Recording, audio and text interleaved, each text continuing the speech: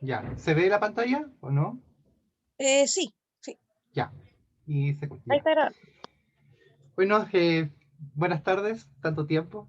Eh, en esta tarde les quería presentar un poco el fruto de una investigación que llevo de muchos años. Bueno, yo represento, soy Francisco, bueno, una vez scout, siempre scout. Era del grupo Peuya, éramos compañeros con la Caro. Y hace muchos años atrás se me ocurrió la idea de, bueno, a mí me gusta personalmente mucho la literatura fantástica. Soy fanático del Señor de los Anillos, de Tolkien. Entonces, hace muchos años atrás yo pensaba, me gustaría escribir una historia de fantasía, pero basada en mitología chilena, porque no conocía mucho realmente. Y también me nació en cierto campamento que tuvimos cuando fuimos a Carretera Austral, el año 2003. Pasamos por Chaitén Pasamos por antes de la Chaitén erupción antes de la erupción. y me compré un libro de mitos de Chiloé con unas ilustraciones muy bonitas. Y como que quedé impactado porque había muchas cosas que yo no conocía. Y dije, oh, está aquí, hay algo que se podría hacer. Y bueno, pasó el tiempo y después dije, ya voy a escribir. El tema es que yo no me considero escritor ni nada. De hecho, me iba mal en el colegio en términos en los ramos de lenguaje, entonces era por gusto. Y surgió esta idea de escribir esta saga, partí con el sur, y en el sur, ¿con qué me encontré? Con los pueblos Selknam y Yagán, particularmente. Y me impacté con su mitología. Entonces, eso es lo que quiero reflejar acá, y también como con ese libro, con esa mitología partí. El primer libro que escribí de mi saga, ¿cómo se llama? Postuló un fondo del libro del Ministerio de Arte y la Cultura y me lo adjudiqué. Y dentro de las actividades a las que me comprometía estaba hacer estas actividades de difusión. Hay otro video parecido que subí para las jornadas de literatura fantástica que hubieron en Concepción unos meses.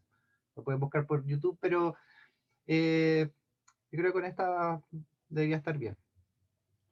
Y para hablar un poco de los mitos Selknam, es muy grande, es una cosa, pero es como decir toda la mitología romana o toda la mitología griega. Entonces es difícil poder hablar de todo, partiendo porque además se sabe muy poco. Entonces me agarré de estas dos grandes líneas míticas, que es la invención de la muerte y el fin del matriarcado, como para ir explicando un poco cómo eran las tradiciones del pueblo Selknam y cómo llegaban a esta historia. Ah, se me pixeleó, pero este es el logo del Ministerio de la Cultura y las Artes. Bueno, esta presentación tiene lo que le llamo aquí rutas. Es como el objetivo. Primero es conocer quiénes son los Selknam, porque es difícil hablar de una mitología de un pueblo si no conozco el pueblo. Y dentro ya de su mitología, ¿cuál es el mito de la muerte? ¿Cuál es el mito del fin del matriarcado? Que marca muy fuerte de su mitología. ¿Qué pasó con el pueblo Selknam? Y un poco la actualidad de la mitología Selknam. Como pueden ver en el dibujo, ahí hay una familia Selknam con sus pieles, sus arcos.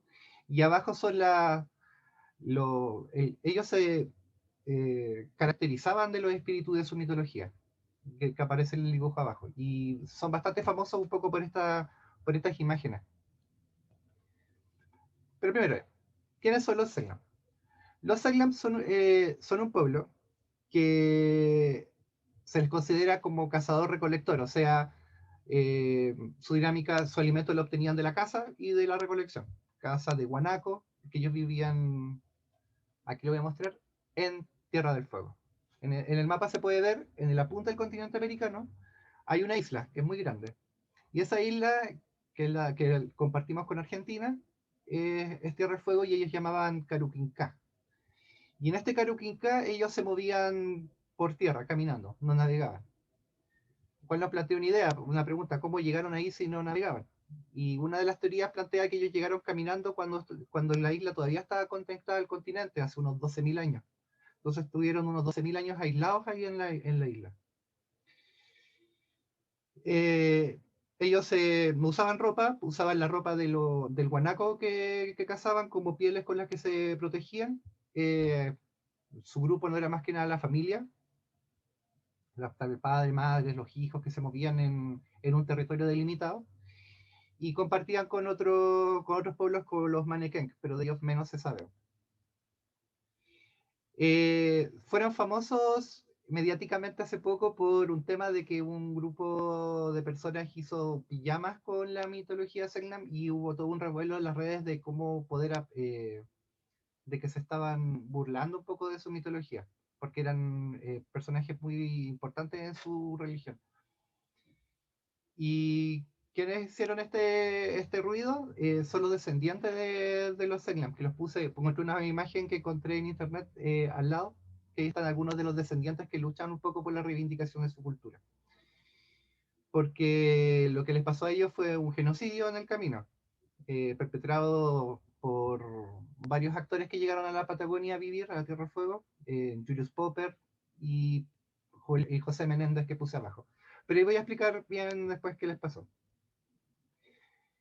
Una de las características que tenían los Selknam era que tenían una división de trabajo muy marcada. Los hombres hacían un tipo de tarea, las mujeres hacían otra. El hombre básicamente se dedicaba a cazar. Tenía que estar buscando la carne, el guanaco, los pájaros, lo que fuera que pudiera alimentar a la familia. O uno lo podría decir que complementaba un poco el resto de la alimentación, que eran frutos que también eran recolectados por las mujeres, que además criaban los hijos y mantenían el fuego encendido. Hay que pensar que en Tierra del Fuego hace mucho frío, entonces si se apagaba el fuego se podían morir de hipotermia en las noches, considerando que no usaban ropa. Paréntesis, para aguantar el frío, aparte del cuero, ellos untaban grasa de lobo marino, o sea, de guanaco en este caso, por la piel, entonces quedaban como impermeables para la temperatura. Y ellos en sus ritos bueno, no se disfrazaban, se caracterizaban como la imagen de aquí. Hay alguna, la que tiene la cabeza cuadrada, que esta nube es como la más famosa en algunas ilustraciones. Estas fotografías fueron sacadas por un, ¿cómo se llama? Un sacerdote salesiano que llegó a la zona y que se interesó mucho por la cultura Selknam. Y la mayoría del registro fotográfico viene de por ahí. Además que estuvo presente en una de las últimas ceremonias religiosas que ellos tuvieron, que era el Jain. Pero para poder entender de dónde vienen estos espíritus y qué son, vamos a partir por el principio. En la cultura Selknam, esta imagen la saqué de un libro que se llama Dioses Ancestrales, a todo esto, que es de un escritor chileno que habla de mitología Selknam, mapuche, andina y Rapa Nui. Aquí lo tengo. No, me equivoqué. Aquí está. En el origen, se dice que existía una criatura, o sea, una entidad que era Temauquel. Hay que considerar que los Selknam no tenían un idioma escrito, su idioma era solamente oral, entonces hay distintas formas de escribirlo. Y la forma de pronunciación yo no la manejo muy bien, lamentablemente en ese punto. Por eso le puse todas las variaciones, como Timaukel, Temaukel, Timaukel, Pemaukel. Y se traduce esto como el ser eterno que fue, es y será. Eh, Uno no puede saber realmente si era tan así, porque igual estas fueron recopilaciones hechas por un sacerdote. Entonces igual puede tener un efecto de la religión de él en la comprensión de la religión Selknam. Pero más o menos hay como un consenso en esto, de que estaba esta entidad creadora. Y como decían ellos, Temaukel Wanan Maxas, a Temaukel obedece todo. Él es como el creador. Pero Temaukel no creó todo directamente. Él creó el universo, la tierra, el cielo, puede haber sido, y luego creó a una entidad que se llamaba Kenos. Y luego de Kenos se fue, porque su obra estaba lista, o hasta donde la encontraba. Y Kenos que también era muy importante en la tradición Selknam, se puede entender como el patrón, o sea, el capataz. Los Selknam, cuando trataban de hablarle a los sacerdotes para explicarle un poco la relación de su mitología, le dijeron eso en algún momento, que Temaukel es su patrón y que no era el capataz, entendiendo esto, que lo que ellos conocían del mundo occidental era las estancias ganaderas que llegaban, pues eso conocían estas personas como patrón y capataz. Bueno, y cuentan que Kenos Hay varias imágenes, pueden buscar en YouTube el video de la historia de Kenos, y ahí saqué dos imágenes de dos videos en que tratan de retratar a Kenos. Bueno, cuentan que Kenos encontró que la Tierra era como eh, chata e informe, como dicen, o sea, como que no tenía forma. Entonces él se dedicó a darle forma. Él creó las montañas, ordenó la luz del día y la noche, creó el primer sol, subió al cielo porque estaba muy apegada a la Tierra y no había espacio, porque uno tiene que estar casi agachado porque el cielo estaba muy encima, muy abajo. Y, y luego creó a los primeros seres humanos. A estos primeros seres humanos se les llama Hoenn. Y los Hoenn también se le entiende como la humanidad antigua. ¿Cómo los creó? Con barro. Cuenta que él fue hasta buscó barro y creó genitales masculinos y femeninos y los dejó. Y los genitales solo se reproducieron y empezaron a producir personas. Como dicen ahí, les enseñó a hablar, así él no estaba solo y tenía con qué conversar. Y le enseñó también las normas sociales, las cosas que se estaban permitidas y las cosas que no estaban permitidas.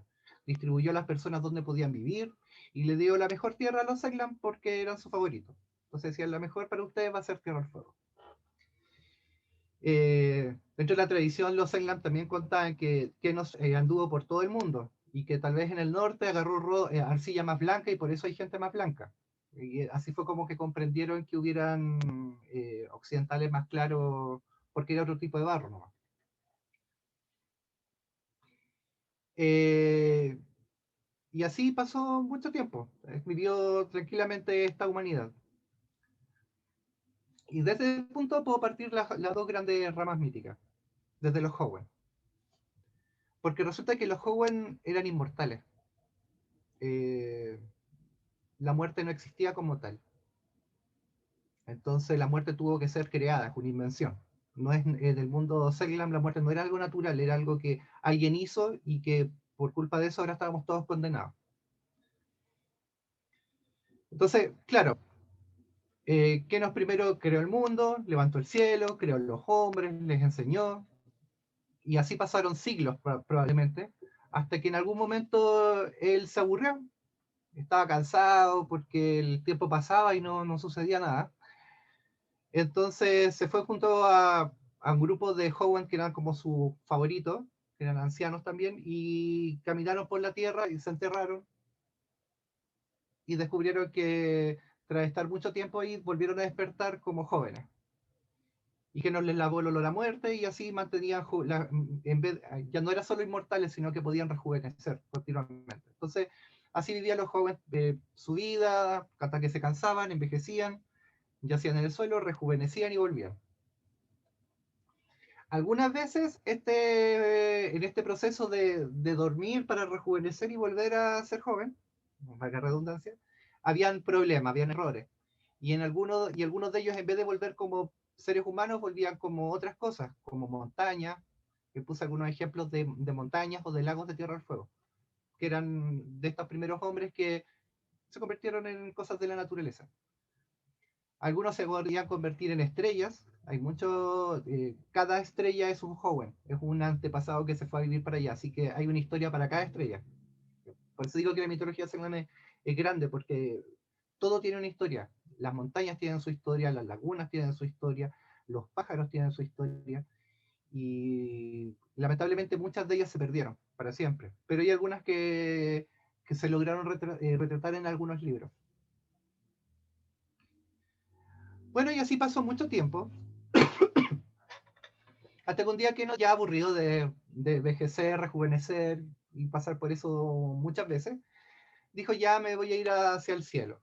Y fue y se convirtió en una estrella y se fue y también nos está mirando desde arriba.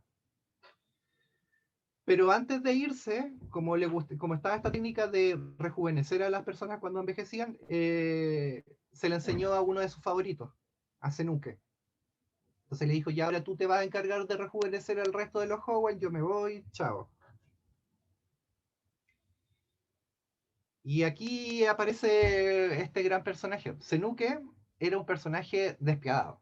Y uno puede sonar extraño que esta entidad creadora le haya dado este poder a un personaje que era despiadado, pero uno no puede saberlo. Se cuenta que él intentó, además de tener el poder de poder rejuvenecer al resto de los Hoenn, él quiso dominar al resto de los Hoenn. Y siempre tuvo problemas con eso. Y además, cuando estaba aburrido, iba y lo mataba a los Hoenn. Pero como los Hoenn no morían, volvían. Entonces era como matar por placer, pero en el fondo no tenía ninguna repercusión ética en ese aspecto, porque realmente no estaban muriendo.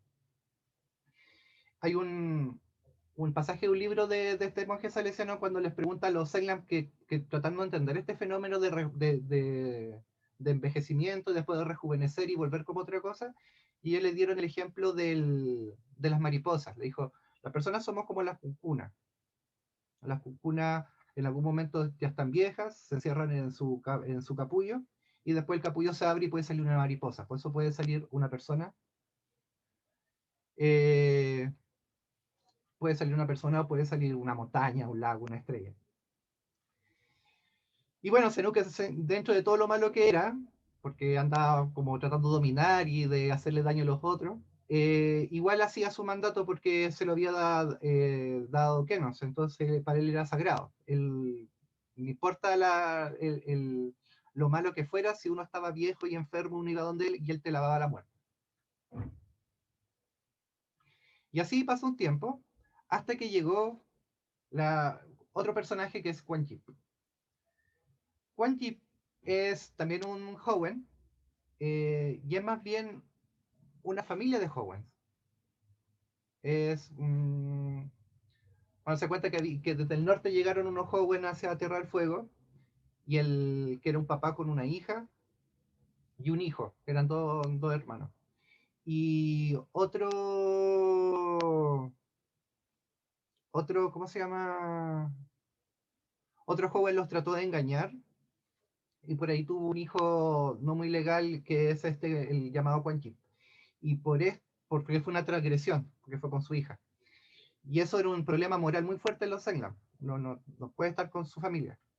Entonces, Quan Chi nació malo. Esa es como la historia. Y nació más malo que Senuke, en algunos aspectos. En otros, igual era una persona, así que igual tenía aspectos buenos. La imagen de aquí la saqué de las cartas mito y leyenda, porque hay una carta de Quan Chi, porque, como les decía, es un personaje importante. Y él, aparte de ser malo, igual inventó cosas. Él inventó la punta para pescar, eh, y también mató a Caskel en el camino. Después les voy a contar la historia de Caskel, para no... También encontró que las noches eran muy cortas y uno no alcanzaba, de repente él quería que estuviera más de noche, así que alargó la noche. Y entre todas estas cosas, Quajip con Senuke empezaron a conocer, se relacionaron y se llevaron mal. Y se volvieron como rivales. Quajip por un lado y Senuke por el otro, y peleaban. Eh, y hay muchas historias respecto a las peleas entre estos dos grandes Hoenn. Senuke casi mata a Quan Chi con unas piedras, después Quan Chi casi mata a Senuke ahogado en un pantano, pero tenían como jugarretas porque en el fondo uno revivía, entonces tampoco es que tuviera gran repercusión, es como los monos animados. Pero Quan Chi no quería quedarse atrás y él quiso ganar. Así que un día hizo algo también prohibido, que es que básicamente su hermano, un día que estaba su hermano era más poderoso que Quan Chi, que es Aukemeng. Y el hermano Aukemeng un día estaba también viejo, cansado de viejo, y se tiró a dormir, como lo hacían todos, y llegó Quan Chi antes que Senuke, y ocupó su poder, y después de mucho intento, porque nunca nadie lo había intentado, logró algo imposible, que su hermano no volviera del sueño. Y así Aukmeng se convirtió en el primer muerto. Y desde ese día se inventó la muerte. Y es la condena para cada uno de los nacidos desde ese punto en adelante, que es que ya no hay un sueño que te rejuvenezca. Ahora viene solo la muerte. Dice que cuando Quan-Yip lo logró y dijo, soy más fuerte que mi hermano, él ya no me va a molestar nunca más, llegó Senuke indignado y le dijo, ¿perdiste la razón? Alemax ten más. Y acá viene un texto que saqué del libro de este monje salesiano, que replica más o menos lo que le gritó Senuke a Quan Chi, que es, has perdido la razón, ¿qué has hecho? ¿Por qué no has permitido que tu hermano se levante nuevamente? Perezoso, ¿por qué no te has hecho cargo de tu hermano? Malhechor, ¿por qué no has ayudado a tu hermano? Esto hubiera venido a mi choza y yo lo hubiera lavado, hubiera continuado en vida, sano, salvo y juvenil. Ay, qué hecho. Ay, ahora nadie más se levantará el sueño senil. Le gritó Senuque y luego agarró a su familia y se fue al cielo. Dijo, no, no estoy para esta pelea, por decirlo de alguna forma. Y actualmente se puede ver cerca de la constelación de Orión. Y están de color rojo por el luto de todos los hermanos que van a morir desde ese punto, desde ese momento en adelante. Así que se podría decir que Quan Yin ganó la batalla con Senuque a costa de la muerte. Ese fue como el gran pecado, el gran pecado. Ahora, para no quedarnos con que era malo, malo, malo, que igual no era tan malo, tenía este lado como orgulloso, les voy a contar la historia de Casquel. Y aquí es muy importante Quan Yin también. Casquel era un gigante que le gustaba, me imagino que posterior a la época de Senuque, porque aquí ya había muerte. Y Casquel le gustaba comerse a las personas. Puse el cuadro del Bosco, por, más o menos por la imagen. Usaba adornos de la piel de las personas que mataba. Se comía a las mujeres embarazadas, y era muy terrible. Y se raptó y entre todas esas cosas, un día se raptó a dos niños y en vez de matarlos les dijo, ¿sabes que los podría tener de esclavos? Nunca he tenido esclavos, ya los voy a tener de esclavos.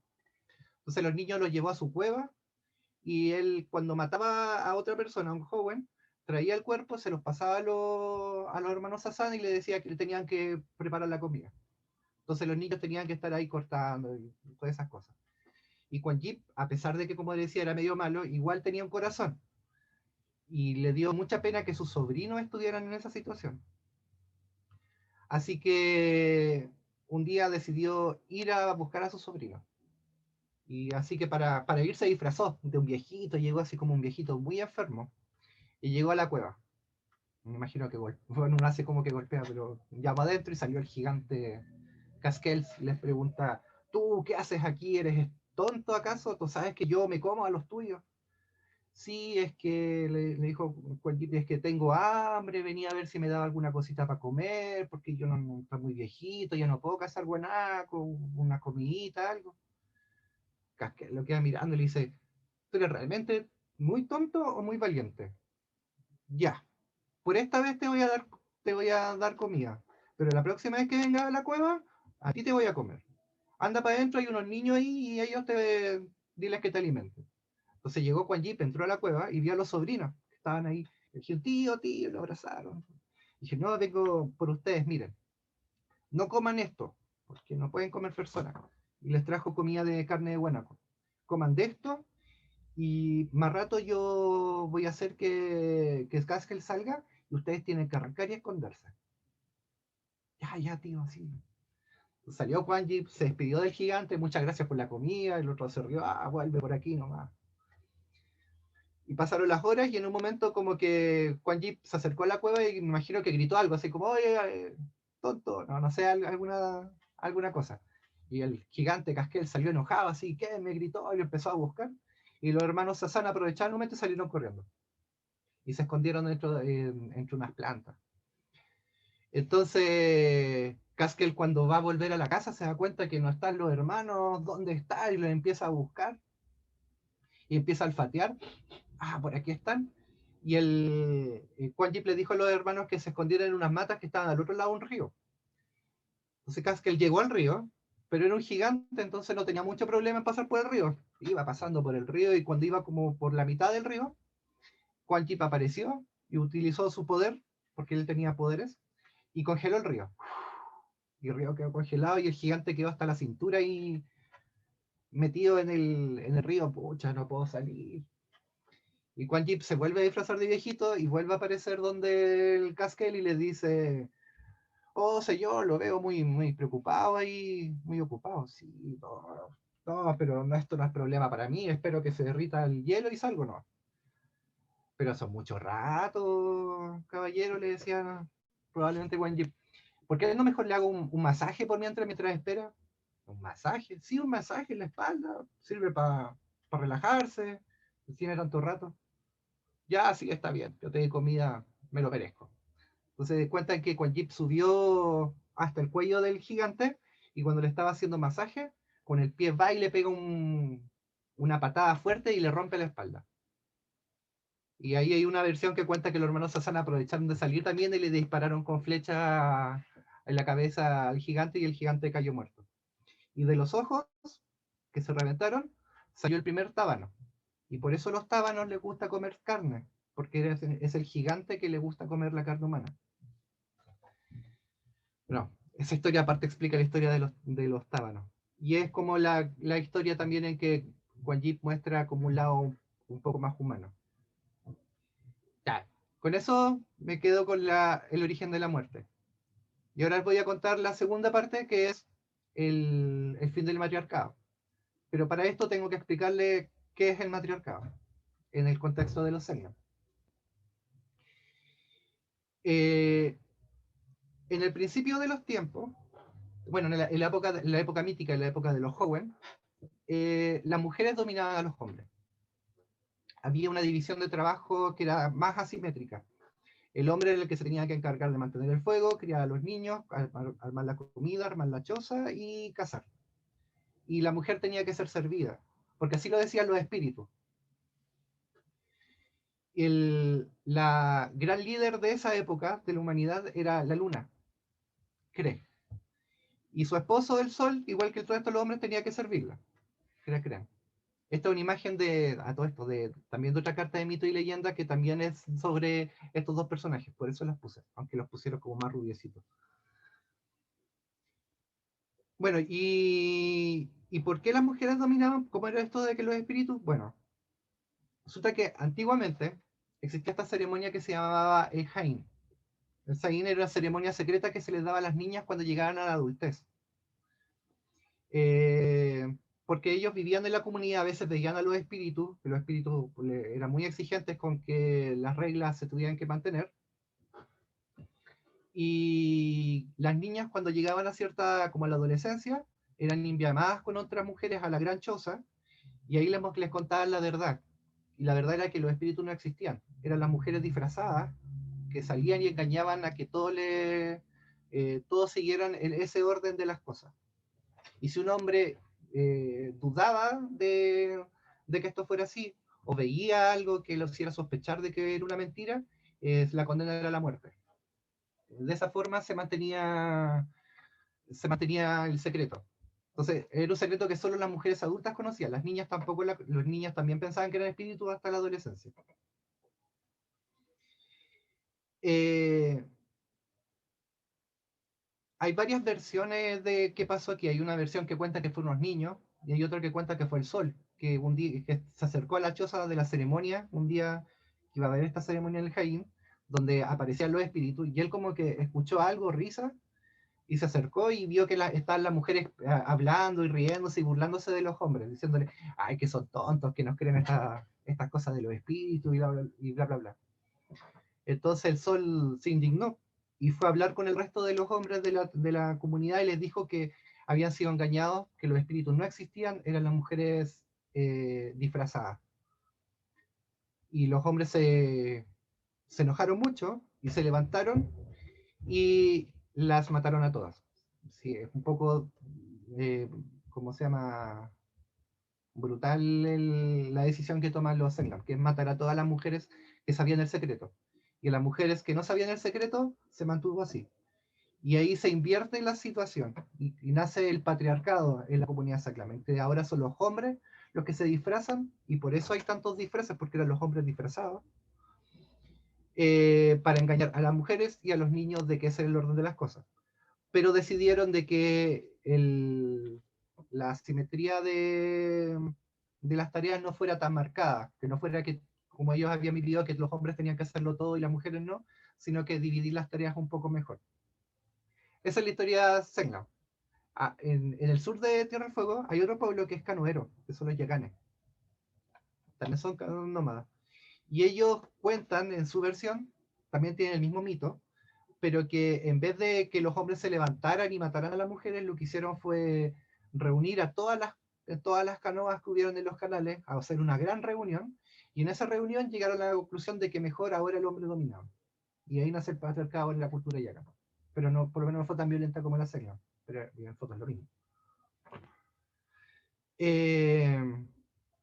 Sí, pues, y aquí nace el patriarcado, que es la dinámica social que tenían los Selknam hasta el siglo XX, hasta hace muy poco tiempo. Esta imagen es del último Jaín, en que los hombres se disfrazaban y estaban preparando los últimos niños. Eh, y bueno, el último, como digo, el último Jaín fue hecho a finales del siglo XIX, principios del siglo XX. Creo que a principios del siglo XX. ¿Cuándo se hacía el Jaín? Cuando había una ballena que varaba, porque si varaba una ballena era mucha comida, significaba que no tenías que estar perdiendo el tiempo cazando guanaco y podían estar alrededor de la ballena comiendo carne por semanas y podían hacerse esta ceremonia.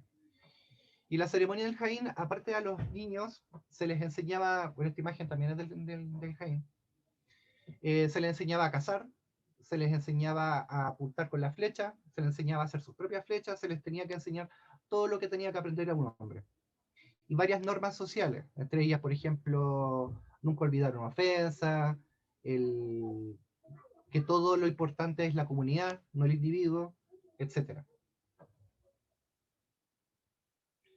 Esta imagen la voy a pasar rápido, la tengo medio censurada, porque es una fotografía real del periodo final de la cultura como estaba aquí. Resulta que hasta el siglo XX, Tierra del Fuego estuvo aislada. Por el norte los españoles llegaron hasta el Biobío al principio, tenían las islas de Chiloé, Valdivia, pero hacia el sur nunca se metieron mucho. Entonces eran zonas que estaban libres de la presencia española.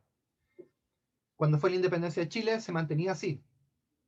Y al principio del siglo, a finales del siglo XIX, cuando fue la pacificación, entran las tropas militares del norte y se toman el territorio mapuche, por primera vez el sur toma contacto con el mundo como más occidental.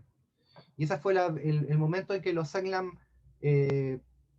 interactúan más con las personas del norte.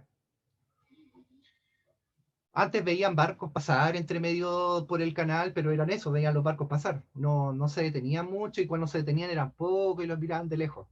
Pero ahora la gente del norte llegó a vivir ahí. Y llegó a vivir con formas de vida y de entender el mundo muy distintas y que chocaron, porque eran muy distintas. Un ejemplo de esto es cuando llegaron los primeros chilenos a la zona de Tierra del Fuego, a chilenos y argentinos, llegaron con muchas ovejas porque encontraron que el lugar era bueno para tener ovejas. Pero las ovejas competían el espacio con el guanaco, entonces a la medida que había más ovejas, había menos guanacos. Y los Senglam comían guanaco. Entonces de un día para otro empezaron a encontrarse que ya no tenían tanta comida que comemos. Pues resulta que al mismo tiempo que se estaba acabando el guanaco, habían llegado las ovejas y dijeron, oh, entonces está este otro guanaco, guanaco blanco, comamos guanaco blanco. Entonces los Senglam cambiaron y empezaron a cazar las ovejas. Y los estancieros les molestó esto porque le estaban robando las ovejas. Varias veces intentaron hablar con ellos supuestamente y le decían que no les podían robar la oveja y los Senglam no entendían eso porque para ellos los animales eran parte de sus ancestros. O sea, tú no eres dueño de tu primo, tú no eres dueño de tu tío, no eres dueño de tu hermano, por tanto yo no puedo ser dueño de un animal, porque un animal es un animal, igual que yo soy yo y las estrellas son las estrellas, nadie es dueño de nada. Y no le decían, no, esto es nuestro, me están robando. No, no puedes robarlo porque es de... Para ellos no existía la propiedad privada.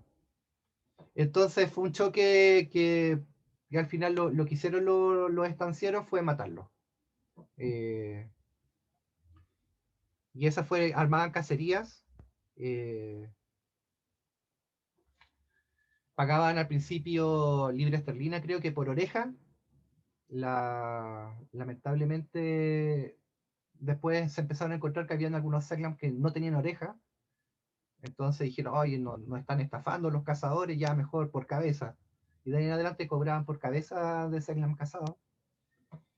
Y hay varios eventos de estos personajes, como el Pedro Menéndez, que es un héroe, es considerado héroe en Magallanes, porque lleva la industria y el progreso y trabajo y esas cosas, pero él se sacaba fotos cazando a los Selknam, y esa foto que había puesto era del cazando. También hay un par de eventos registrados muy fuertes. Uno es que encontraron una ballena varada y la envenenaron. Entonces después le dieron aviso a las comunidades Selknam y se fueron. Las comunidades llegaron a comer la ballena y todas murieron envenenadas. Otra que hicieron fue que dijeron, ya vamos a, llamaron a algunos líderes de algunas comunidades y dijeron, ya vamos a parlamentar ahora, vamos a hablar para la paz, y para esto trajimos comida, trajimos alcohol, coman, beban, lo que ustedes quieran. Entonces los Selknam ya bien, conversaron, comían, después tomaban alcohol, nunca habían, el alcohol no había llegado a Tierra del Fuego hasta esta época, no lo conocían. Y los pueblos indígenas en general son más susceptibles al alcohol. Se, con menos dosis se emborrachan más. Entonces quedaban borrachos. Y cuando estaban borrachos, después salían los obreros, los peones, y los disparaban y los mataron a todos. No todos murieron de esta forma. También hay unos eventos de que llegaron barcos franceses a llevarse gente de Tierra del Fuego, de Magallanes, y se los llevaban a Francia y los mostraban en zoológicos. Y están los llamados zoológicos humanos que hubieron en París. Y las imágenes que posee son del zoológico humano en París, en que la gente de París podía ir a mirar allá y ver la superioridad de ellos con respecto a los otros pueblos del mundo. Y no solamente fueron Selknam, también había pueblos mapuches que se llevaron para allá, gente de toda África, gente de Indonesia, o sea, llevaban gente de todo el mundo y las ponían en estos zoológicos. Y las ruinas todavía están, pueden buscar en YouTube. Están la gente que va a ver las ruinas de lo que eran estos zoológicos. Y no, es bien terrible. Y la mayoría, todos murieron, ni siquiera volvieron. Ni siquiera es como que tuvieran zoológicos, pues los liberamos, no, murieron de enfermedades. Varias personas ni se sabe qué pasó con ellas, algunas fueron mandadas a la prostitución. Y sin entender nada, porque se raptaban familias con niños que nunca habían salido de la isla y de repente estaban ahí en medio de un zoológico y no entendían nada. Muchos murieron entre la depresión, lo que sea que a uno le pueda pasar si está en esa situación. Y para la guinda de la torta es que en esa época llegaron varias, de hecho, Businde viene por las misiones salesianas que llegaron a la isla para tratar de ayudar a lo que estaba pasando, que era la masacre y genocidio de estos pueblos. Entonces armaron lugares donde poder llevar a los indígenas, a los Selknam en este caso, y Yaganes y otros pueblos, y tratar de enseñarles la religión cristiana, la forma de vida occidental, y y un buen morir, como también mencionan en varias cartas, porque la mayoría de ellos murió. No, llegaban a esa situación una especie de depresión, porque significa que toda tu forma de vida desaparece, tienes que vivir de una forma que no comprendes. La mayoría se murió de pena. También les trajeron ropa, ellos nunca habían usado ropa, entonces les enseñaban a usar la ropa, pero no les enseñaban cosas tan básicas como, por ejemplo, si llueve, uno se saca la ropa, porque está mojada, pero ellos nunca habían usado ropa, entonces no sabían que uno tenía que sacarse la ropa cuando estaba mojada, entonces se enfermaban y morían. Murieron de enfermedades, resfríos, tuberculosis. Y, y algunos niños, particularmente niños que sobrevivieron en esta estancia, solo fueron regalados, por decirlo, en algunos casos como servidumbre y en otros casos como adoptados en algunas familias en el norte. Caso de familias en llegaron niños a vivir a Puerto Montt, a Talca, a Santiago, a distintos lados del país, mandados desde el sur. Y nietos de estos niños son los descendientes actuales que están luchando por la reivindicación de su cultura, porque lo que pasó por ellos fue muy terrible y nadie lo menciona, o lo menciona muy poco. Y a pesar de lo poco que se habla de los Selknam, igual como que su imagen ha logrado penetrar un poco la cultura en la que nosotros vemos. Nosotros la podemos ver, hay, hay monumentos, por ejemplo en Magallanes, pero también uno lo puede ver en graffiti. Yo estuve viviendo un tiempo en Buini y estaba lleno de graffiti de Tanu, que era la de cabeza triangular. Ahí están los distintos, los personajes más famosos que eran que aparecían en el Jaén, que era la ceremonia esta. Y también estos personajes se han reinventado en algunos, en distintos productos. Ahora, si esto es bueno o malo, yo no estoy en posición de decirlo, porque no, algunos plantean de que apropiación cultural, otros que no, que en el fondo están trabajando con estos símbolos para que no mueran, pero lo pueden encontrar en peluche, en llavero. Hay varias de estas figuritas que yo he visto ahí en la galería de están los Yoko. Al lado venden algunas cositas, tazas y cosas con la figura de los Sengan. Pero no solo la imagen estética, esto también ha penetrado un poco en la literatura. Por ejemplo, en el libro Dioses Chilenos, que lo tengo acá, del escritor y periodista Francisco Ortega, aparece la historia que yo les... Bueno, una historia un poco distinta, pero es la historia de Quan Chi. Lo ponen ahí como un superhéroe, el que inventó la muerte. Eh, También, por ejemplo, está este libro que se llama Jinetes de Milodones, que la figura de la portada tiene los dibujos, o sea, los diseños de Seglam. En una feria del libro me encontré una vez con el autor y me contaba que, que claro, ese diseño.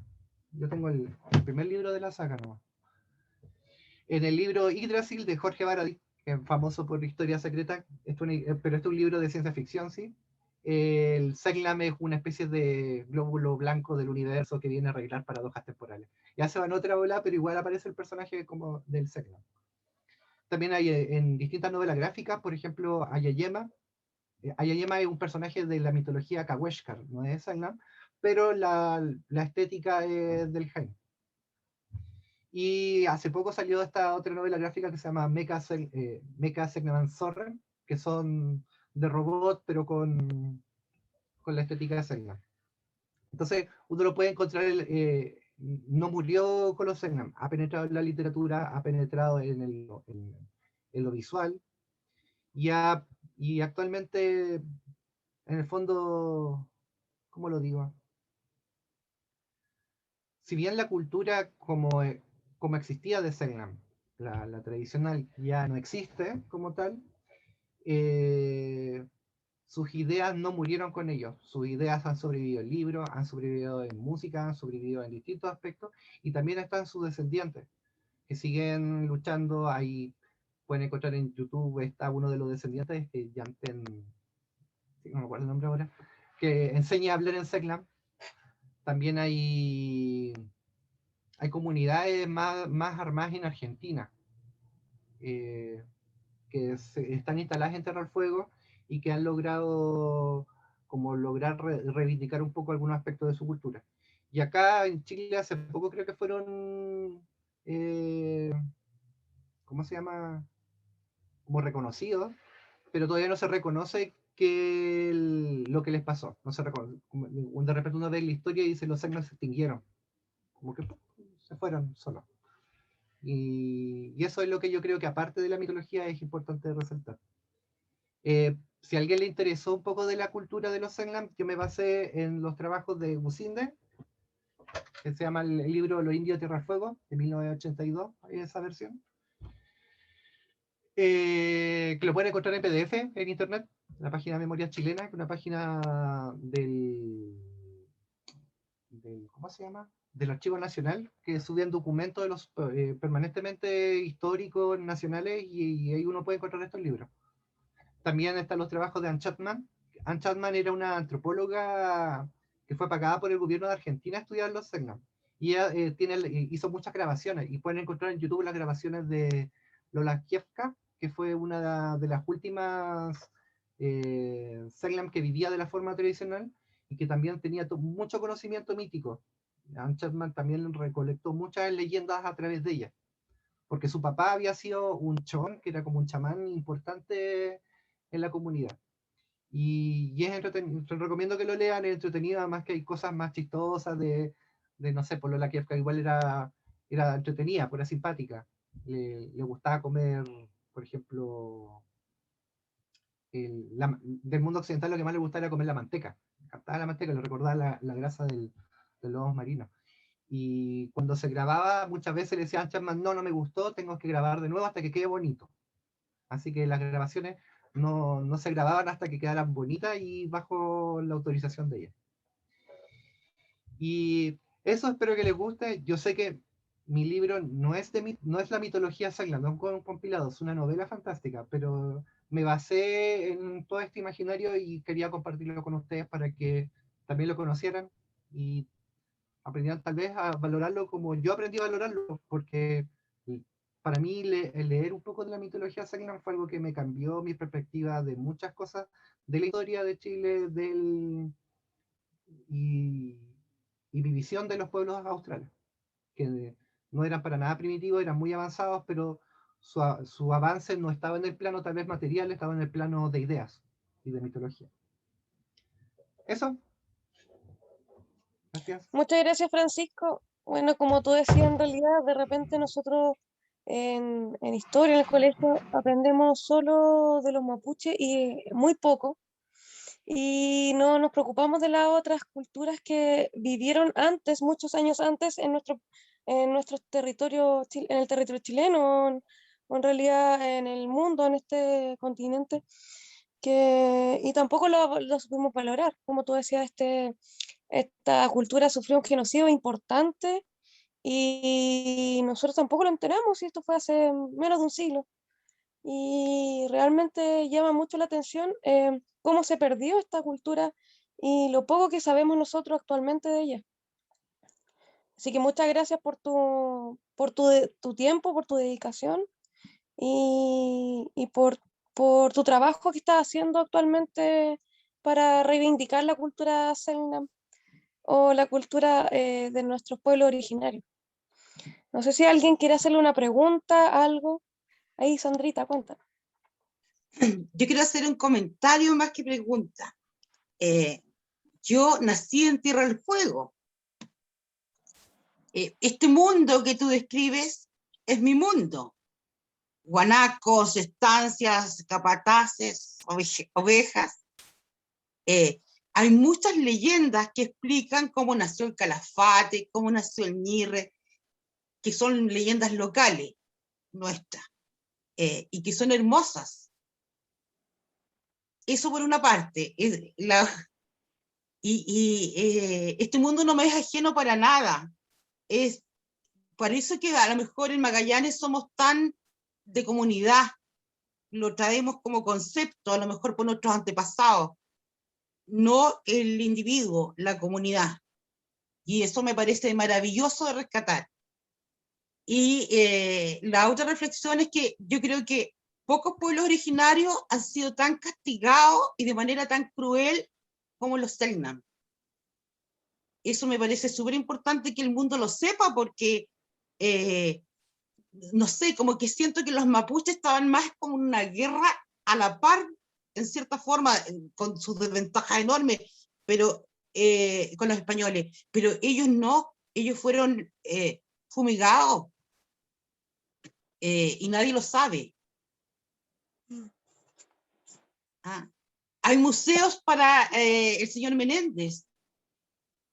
Él está en la casa de los Menéndez Brown en Punta Arenas, que tú puedes visitar muchos museos y ver cómo vivían, qué hicieron y todo. Y esta gente vivía en una opulencia espantosa a costa de haber obtenido tierras y ganado y todo con los pueblos originarios.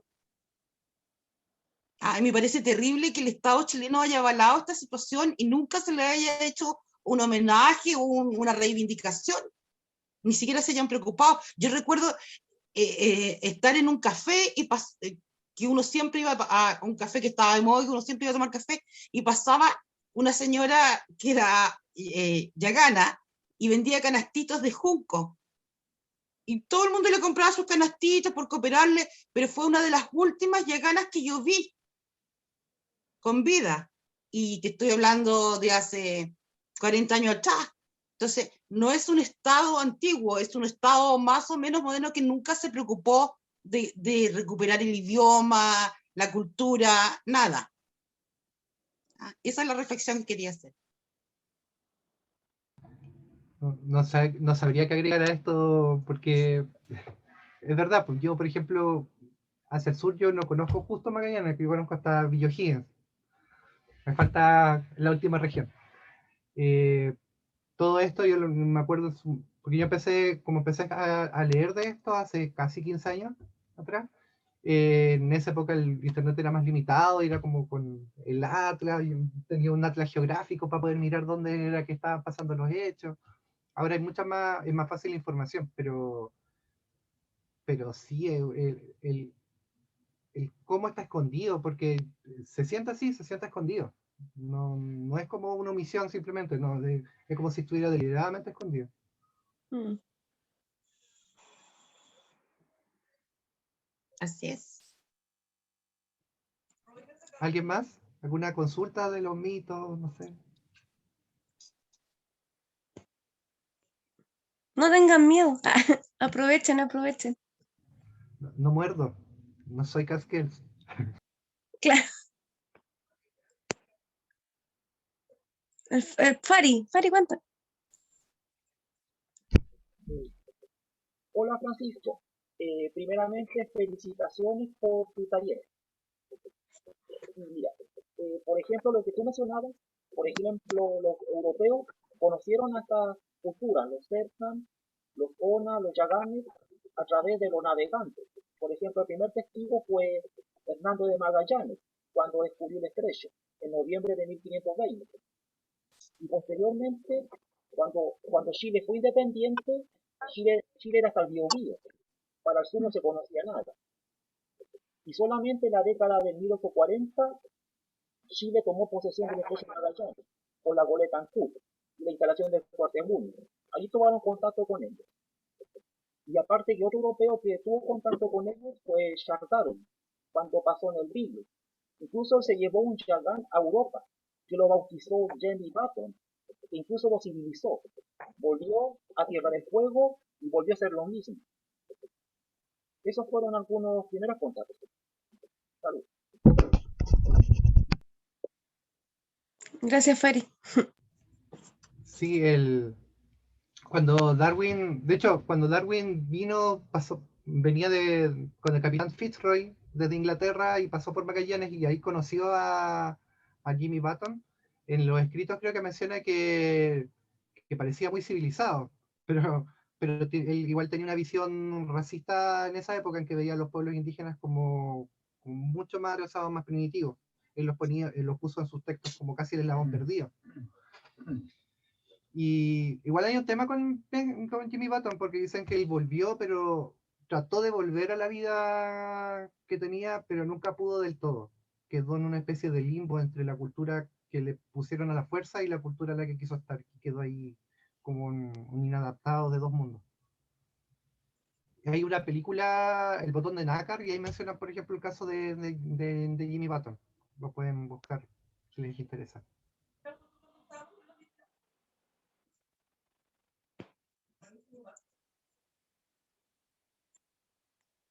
¿Alguien más que quiera hacer alguna pregunta? Aprovechando el momento y esta charla que nos acaba de realizar Francisco. ¿O algún comentario como lo que hicieron, lo que hizo Sandra? Que vuelve el matriarcado. Está buena eso, sí.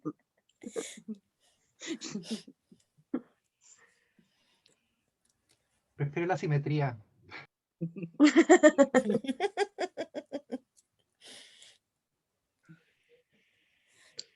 Hola. Sí, Paulita, cuenta.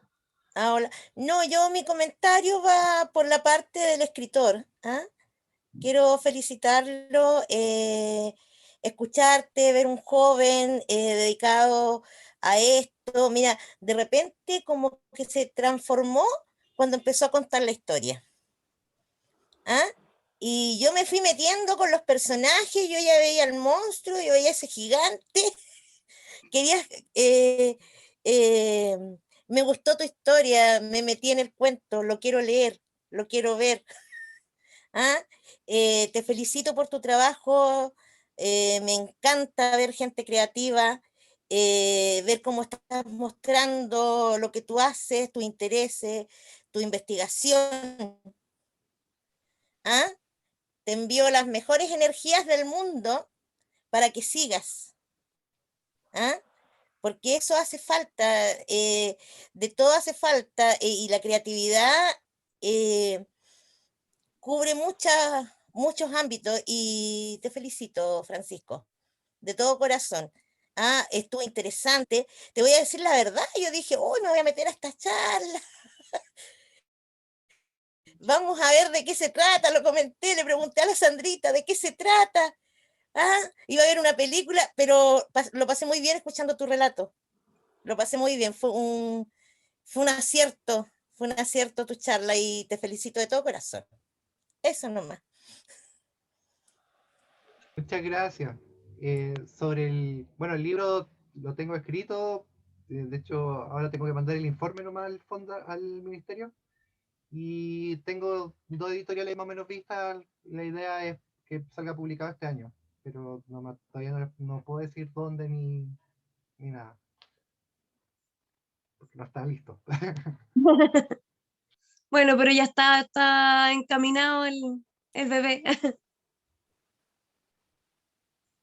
Es lo que me faltaba. No, me falta plantar un árbol y la hago. Claro, ya tuviste el hijo. La Fernanda dice que nos avise cuando esté listo el libro. Ya, sí, pues, obvio. Si quieren puedo hacer otra sobre los yaganes, que igual tengo material. No la quise mezclar porque son pueblos distintos, pero no sé. ¿Alguien más quiere decirle algo a Francisco o ya damos por terminada esta entretenida tarde cultural que nos fue presidida por Francisco, ¿cierto?